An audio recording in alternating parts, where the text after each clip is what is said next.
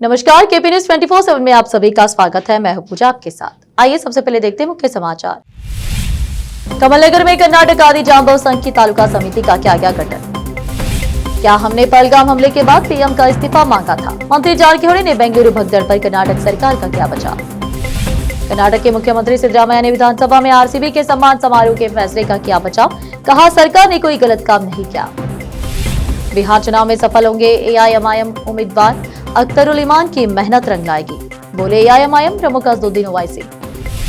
मुंबई के ठाणे में बड़ा रेल हादसा, ठसाठस भरी लोकल ट्रेन से गिरे 10 यात्री, 5 लोगों की दर्दनाक मौत। सोनम गुप्ता बेवफा है, 10 रुपए का वो नोट 9 साल बाद फिर हो रहा है वायरल।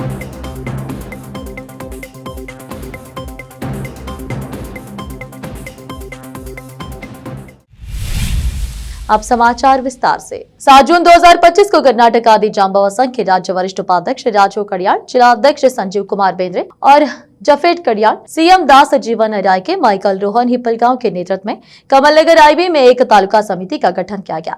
अंबादास हुलसुरे को तालुका अध्यक्ष, दयानंद मेत्रे को कार्यकारी अध्यक्ष, गोपाल गायकवाड़ को उपाध्यक्ष, तुलसीराम जेकाटे को उपाध्यक्ष, लालू सूर्यवंशी को सह सचिव तथा विजय भोसले को कोषाध्यक्ष सर्वसम्मति से चुना गया। इस अवसर पर कर्नाटक राज्य आदि जांबव संघ की युवा इकाई समिति का भी गठन किया गया। युवा इकाई के तालुका अध्यक्ष के रूप में आकाश सिंधे दापका को चुना गया। कार्यकारी अध्यक्ष के रूप में सैबल कांबले हक्याल को चुना गया। उपाध्यक्ष के रूप में दीपक सूर्यवंशी कमलनगर को चुना गया।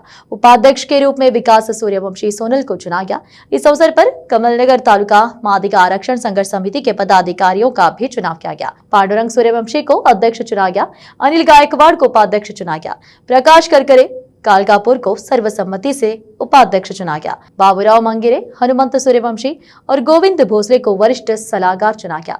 बैठक में समाज के करीब सैकड़ों कार्यकर्ता शामिल हुए। केपी न्यूज के कैमरामैन महेश टिके का कवरेज। देश विदेश और स्थानीय समाचारों के लिए चैनल को लाइक, शेयर और सब्सक्राइब करना ना भूलें। भाजपा पर हमला बोलते हुए कर्नाटक लोक निर्माण विभाग मंत्री सतीश जारकिहोली ने रविवार को पूछा कि पहलगाम आतंकवादी हमले में 26 नागरिक मारे गए। क्या यह केंद्र सरकार की विफलता नहीं है? क्या हमने विपक्ष के तौर पर प्रधानमंत्री के इस्तीफे की मांग की थी? रविवार को चिकमंगलुरु में जिला कांग्रेस कमेटी कार्यालय में पत्रकारों से बात करते हुए उन्होंने कहा कि पिछली राज्य सरकारों के कार्यकाल में हुई अप्रिय घटनाएं हुई है। उन्होंने कहा कि हालांकि कांग्रेस ने तब मुख्यमंत्रियों से इस्तीफा नहीं मांगा था। भारत पाक युद्ध के दौरान सभी दल सत्तारूढ़ पार्टी के साथ खड़े थे। मंत्री ने स्वीकार किया कि रॉयल चैलेंजर्स बेंगलुरु आरसीबी की आईपीएल जीत के जश्न के प्रबंधन में विफलता हुई, जिसके कारण बेंगलुरु में भगदड़ मची तथा इसके लिए इस्तीफे की कोई आवश्यकता नहीं है। जारकिहोली ने जोर देकर कहा कि इस कार्यक्रम के बारे में सब कुछ अभी रहस्य बना हुआ है। कोई नहीं जानता कि किसने कार्यक्रम के लिए अनुमति मांगी या किसने अनुमति देने से इनकार किया। जांच से पता चलेगा कि गलती किसकी थी। कर्नाटक के मुख्यमंत्री सिद्धरामैया ने रविवार को विधानसभा के सामने आरसीबी की जीत के जश्न को मनाने के फैसले का बचाव किया और कहा कि वह कोई अनहोनी नहीं हुई। मुख्यमंत्री की यह प्रतिक्रिया तब आई जब पुलिस उपायुक्त विधानसभा सुरक्षा का एक पत्र सामने आया, जिसमें आयोजन से पहले अधिकारियों ने विधानसभा परिसर में समारोह आयोजित करने के खिलाफ आगाह किया था। सिद्धरामैया ने यह भी स्पष्ट किया कि विधानसभा के सामने यह कार्यक्रम कर्नाटक राज्य क्रिकेट संघ केएससीए की ओर से आयोजित किया गया था और वह केवल आमंत्रण पर शामिल हुए थे। 4 जून को आईपीएल में आरसीबी की जीत के मौके पर विधानसभा के सामने सम्मान समारोह आयोजित किया गया था। इसके साथ ही चिन्नस्वामी क्रिकेट स्टेडियम में भी एक समारोह आयोजित किया गया था। वहां बड़ी भीड़ जमा होने के कारण भगदड़ मची, जिसमें 11 लोग मारे गए और 56 घायल हुए।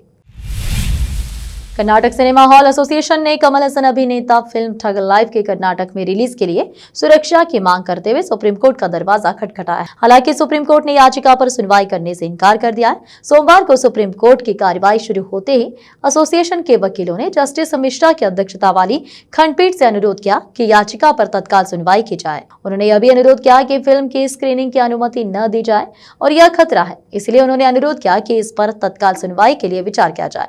इस पर पीठ ने कहा कि याचिका पर तत्काल सुनवाई का कोई प्रावधान नहीं है। याचिका कर्नाटक उच्च न्यायालय में लंबित है।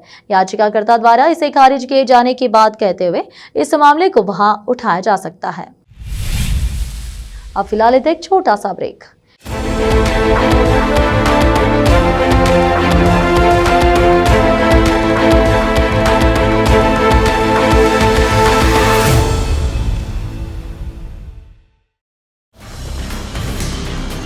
हिंदुस्तान के हर कोने में हम हैं मौजूद। 24 घंटे हालात पर गहरी नजर, खबरों से जुड़े चुपते सवालात और आपको दिखाता है धार्मिक, सामाजिक, राजनीतिक, लोकल और इंटरनेशनल न्यूज की सबसे बेहतर कवरेज जो आपको रखती है हर पल बाखबर। देश और दुनिया भर की खबर के लिए देखते रहें KP news 24/7। Noor education trust Bidar की ओर से चलाए जाने वाला Noor MEd and BEd college Bidar, recognised by NCTE Delhi and affiliated to Bidar University, Bidar. Admission are open for the academic year 2023-24. विशेषज्ञ और सक्षम शिक्षकों द्वारा शिक्षा प्राप्त करने के लिए नूर एमएड एंड बीएड कॉलेज में दाखिला लें और शांत वातावरण में शिक्षा प्राप्त करें। बीदर शहर में बेहतर शिक्षा का एकमात्र केंद्र Noor MEd and BEd college, Shahpur gate, Bidar. Phone numbers 9945283920, 8482221297।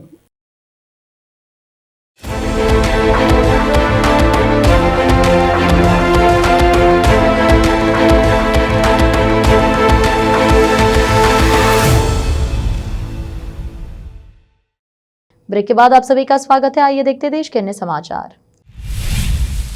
All India Majlis Ittehadul Muslimeen AIMIM प्रमुख असदुद्दीन ओवैसी ने रविवार को कहा कि उन्हें उम्मीद है कि उनकी पार्टी के उम्मीदवार आगामी बिहार विधानसभा चुनाव में सफल होंगे। उन्होंने कहा कि पार्टी की बिहार इकाई के प्रमुख अख्तरुल्लाह ईमान की मेहनत रंग लाएगी। ओवैसी ने शाम को एआईएमआईएम मुख्यालय में आयोजित ईद मिलाप कार्यक्रम को संबोधित किया। इस दौरान उन्होंने कहा कि एआईएमआईएम ने बिहार के बहादुरगंज से अपने उम्मीदवार की घोषणा पहले ही कर दी है। उन्हें उम्मीद है कि बिहार चुनाव में उनकी पार्टी के उम्मीदवार सफल होंगे। बता दें कि 2020 में बिहार में एआईएमआईएम के 5 उम्मीदवार चुने गए थे। बाद में 4 विधायक राजद में शामिल हो गए। महाराष्ट्र के मुंब्रा इलाके में सोमवार को बड़ा ट्रेन एक्सीडेंट हुआ है। जानकारी के मुताबिक ठाणे के मुंब्रा रेलवे स्टेशन पर सीएसएमटी की ओर से जा रही फास्ट लोकल ट्रेन से कई यात्री ट्रैक पर गिर पड़े। प्राथमिक जानकारी के अनुसार 10 से 12 रेल यात्रियों के ट्रेन से गिरने की खबर है। इसमें अभी तक 5 लोगों की मौत हो गई है। हादसे की वजह ट्रेन में अत्यधिक भीड़ मानी जा रही है। बताया जा रहा है कि यात्री दरवाजों पर लटक कर सफर कर रहे थे। इसी दौरान यह हादसा हुआ। रेलवे प्रशासन और पुलिस मौके पर पहुंची है। घायलों को तत्काल नजदीकी अस्पताल पहुंचाया जा रहा है। हादसे की जांच शुरू हो गई है। घटना से लोकल सेवा भी प्रभावित हुई है। नरेंद्र मोदी के नेतृत्व वाली भारतीय जनता पार्टी की सरकार ने अपने 11 साल का कार्यकाल पूरा कर लिया है। इस अवसर पर पार्टी के राष्ट्रीय अध्यक्ष जेपी नड्डा ने सोमवार को पार्टी मुख्यालय में एक प्रेस कॉन्फ्रेंस को संबोधित किया। इस अवसर पर नड्डा ने कहा कि पिछले 11 सालों में हम सबका साथ, सबका विकास, सबका विश्वास, सबका प्रयास के मंत्र को लेकर आगे बढ़े हैं। उन्होंने कहा कि इन 11 सालों में पीएम मोदी के नेतृत्व वाली केंद्र सरकार ने भारत की राजनीति की संस्कृति को बदल दिया है। पत्रकारों को संबोधित करते हुए नड्डा ने कहा कि देश में 11 साल पहले तुष्टीकरण व समाज को खंडित करके अपनी कुर्सी को सुरक्षित रखना राजनीतिक संस्कृति का तरीका बन गया था। लेकिन 2014 के बाद प्रधानमंत्री मोदी के नेतृत्व वाली जिम्मेदार व जवाबदेह सरकार आई है। उसने रिपोर्ट कार्ड की राजनीति शुरू की। हम जो काम कर रहे हैं उसे जनता के सामने रखे। इस तरह से पिछले 11 सालों में मोदी जी के नेतृत्व वाली केंद्र सरकार ने भारत की राजनीति की संस्कृति को बदला है। उन्होंने कहा कि इन 11 सालों में हम सबका साथ, सबका विकास, सबका विश्वास, सबका प्रयास के मंत्र को लेकर आगे बढ़े हैं। उन्होंने कहा कि देश मान चुका था कि यह संभव नहीं है, लेकिन मोदी सरकार ने जम्मू कश्मीर से अनुच्छेद 370 को हटाया। राजा रघुवंशी की हत्या लव अफेयर के चलते हुई थी। इस हत्या में सोनम रघुवंशी का बॉयफ्रेंड भी शामिल है। सोनम के बॉयफ्रेंड का नाम राजा कुशवाहा है। ऐसा माना जा रहा है कि राजा कुशवाहा ने ही अपने साथियों के साथ मिलकर राजा रघुवंशी की मौत के घाट उतार दिया।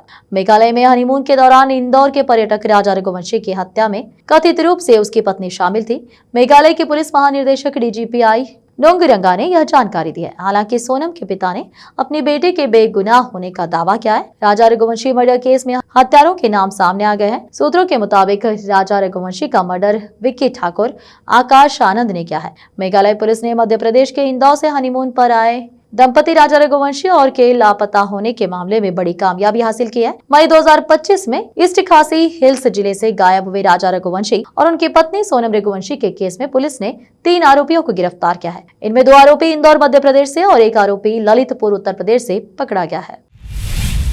अब फिलहाल एक और छोटा सा ब्रेक। हिंदुस्तान के हर कोने में हम हैं मौजूद। 24 घंटे हालात पर गहरी नजर, खबरों से जुड़े चुपते सवालात और आपको दिखाता है धार्मिक, सामाजिक, राजनीतिक, लोकल और इंटरनेशनल न्यूज की सबसे बेहतर कवरेज जो आपको रखती है हर पल बाखबर। देश और दुनिया भर की खबर के लिए देखते रहें केपी न्यूज 24/7। ब्रेक के बाद आप सभी का स्वागत है। आइए देखते हैं देश के अन्य समाचार।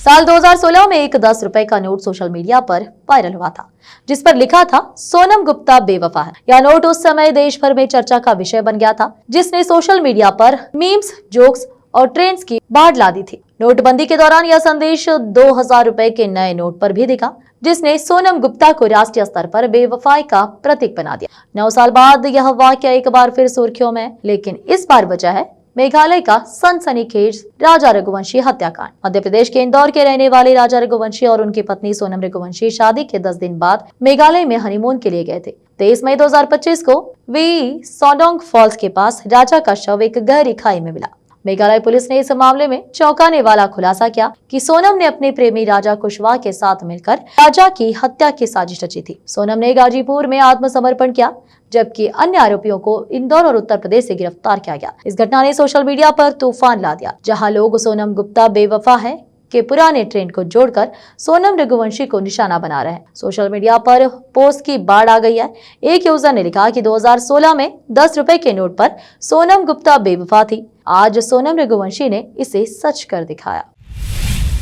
भारत के बाद अब कोलंबिया में भूकंप के झटके महसूस किए गए। उत्तर प्रदेश के मेरठ में 1 जून को 2.7 की तीव्रता का भूकंप आया था। वहीं कोलंबिया की राजधानी बोगोटा से लगभग 170 किलोमीटर दूर भूकंप के झटके महसूस किए गए। यहाँ रविवार को आए भूकंप को लेकर कई अहम जानकारियां मिली है। राजधानी बोगोटा से लगभग 170 किलोमीटर पूर्व में आए भूकंप की वजह से लोग दशहत में आ गए। अहम बात यह है कि कोलंबिया के अधिकतर हिस्सों में भूकंप महसूस किए गए।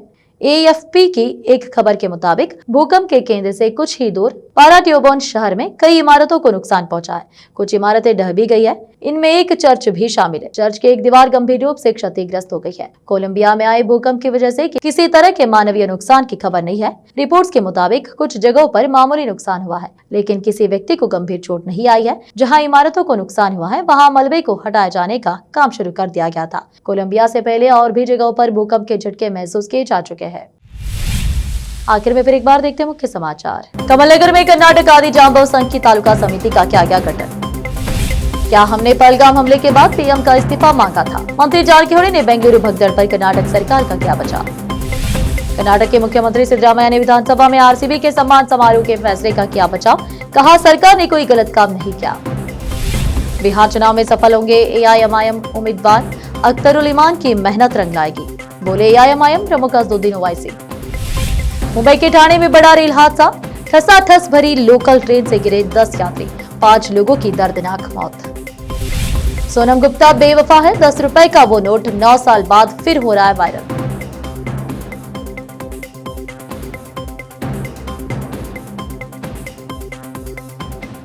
देश विदेश और स्थानीय समाचारों के लिए देखते रहिए आपका अपना चैनल केपी न्यूज 24/7। अधिक जानकारी के लिए चैनल को लाइक, शेयर और सब्सक्राइब करना ना भूलें। धन्यवाद।